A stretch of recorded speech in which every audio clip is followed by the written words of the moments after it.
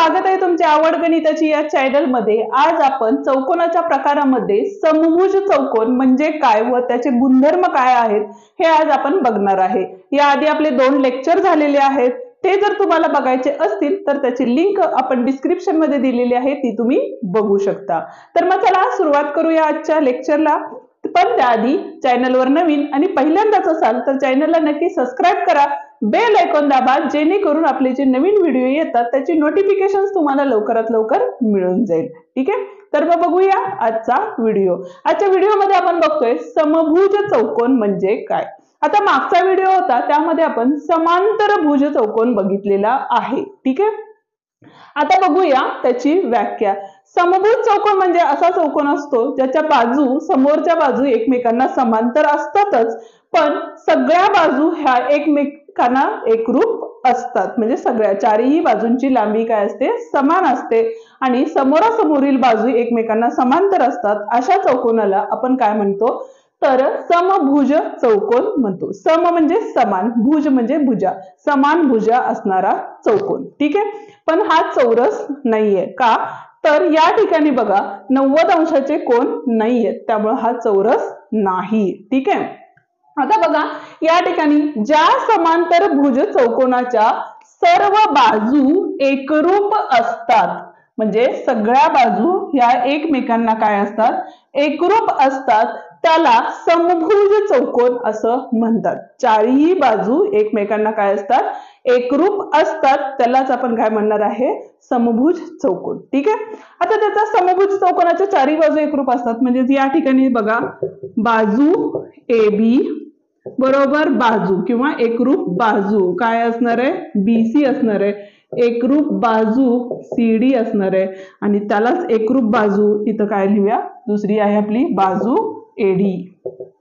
ठीक आहे, म्हणजे सगळ्या बाजू एकमेकांना एकरूप असणार आहेत। जर समजा एका बाजूची लांबी तुम्हाला 4 सेमी दिली असेल तर सगळ्याच बाजूंची लांबी ही किती असणार आहे, तर 4 सेमी इतकीच असणार आहे। ठीक आहे, आता त्याचे गुणधर्म बघितले तर पहिला जो गुणधर्म आहे तो काय बघा, तर समभुज चौकोन हा समांतर भुज चौकोन आहे। समभुज चौकोन हा काय आहे, तर समांतर भुज चौकोन आहे।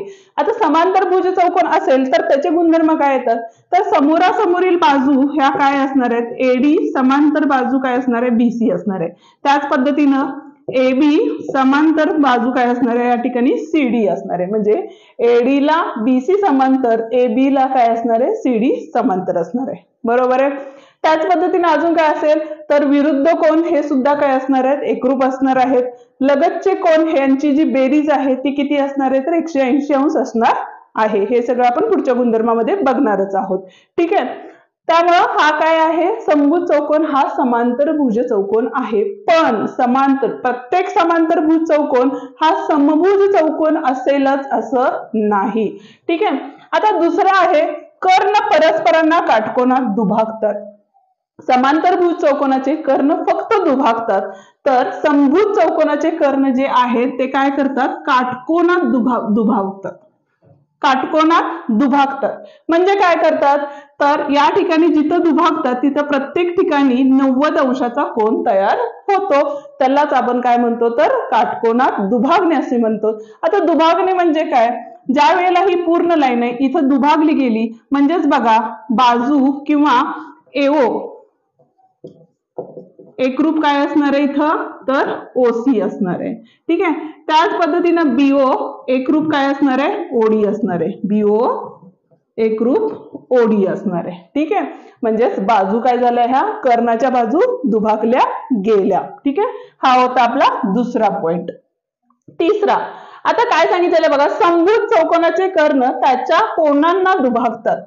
आता जिथून कर्ण जातो तिथं ते कोन काय होतात, एकमेकांना दुभागले जातात। म्हणजे इथला कोन आणि इथला कोन एकरूप असणार आहे, इथला आणि इथला कोन एकरूप असणार आहे। म्हणजे एकूण कोन जर 60 अंशाचा असेल तर इथला कोन 30 अंश आणि इथला कोन काय असणार आहे, 30 अंश असणार आहे। म्हणजे निम्मा निम्मा होणार आहे। बरोबर आहे। त्याच पद्धतीने इथं सुद्धा सेमच, इकडचा जेवढा आहे तेवढाच इकडचा होणार आहे, इकडचं जेवढा आहे तेवढाच काय असणार आहे, इकडचा कोन होणार आहे। ठीक आहे, जो चौथा गुणधर्म काय दिलेला आहे बघा, तर विरुद्ध कोन एकरूप असतात। विरुद्ध कोण एकरूप असतात. मी मगाशी सांगितलं हा जर समांतरभुज चौकोन असेल तर या ठिकाणी बघा विरुद्ध कोणते कोण आहेत बघा. ए एकरूप कोण काय असणार आहे या ठिकाणी सी असणार आहे. म्हणजे जेवढा ए असणार आहे तेवढा सी असणार आहे. जेवढा बी असणार आहे एकरूप कोण तेवढाच काय असणार आहे या ठिकाणी डी सुद्धा असणार आहे. ठीक आहे. आणि त्याच्यानंतरची जी गुणधर्म आहे तो आहे आपला लगतचे कोण एकमेकांना पूरक असतात.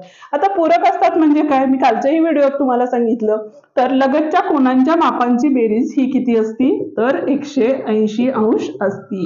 ठीक आहे. ए अधिक बी बरोबर 180.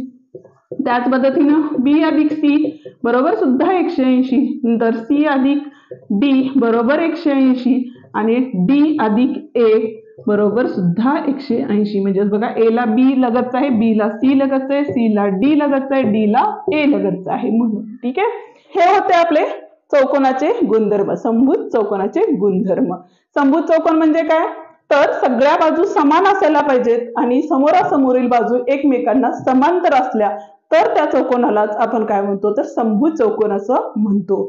प्रॉपर्टी म्हणजे गुणधर्म काय आहेत तर समोरासमोरील बाजू एकरूप असतात, समोरासमोरील कोण एकरूप असतात, कर्ण एकमेकांना काटकोनात दुभागतात, लगतच्या कोणांच्या मापांची बेरीज 180 असती आणि समोरासमोरील कोण एकमेकांना समान असतात. हे सर्व आहेत समभुज चौकोनाचे गुणधर्म. आजचा व्हिडिओ या ठिकाणी संपतो. व्हिडिओ तुम्हाला कसा वाटला ते मला कमेंट करून नक्की सांगा. व्हिडिओ आवडला असेल तर व्हिडिओला लाईक, शेअर आणि कमेंट करायला विसरू नका. त्याचप्रमाणे चॅनलवर नवीन आणि पहिल्यांदाच असाल तर चॅनलला नक्की सबस्क्राईब करा, बेल आयकॉन दाबा जेणेकरून आपले नवीन व्हिडिओ येतात त्याची नोटिफिकेशन तुम्हाला लवकरात लवकर मिळेल. त्याच पद्धतीनं आपल्या डिस्क्रिप्शन मध्ये आपण व्हिडिओ दिलेले आहेत किंवा गणिताचा बेस ही आपला असा प्लेलिस्ट आहे ज्यामध्ये गणिताचे बेसिक व्हिडिओ म्हणजे गणिताचा पाया भक्कम करणारे व्हिडिओ आपण त्यामध्ये अपलोड केलेले आहेत, तेही तुम्ही बघू शकता. धन्यवाद.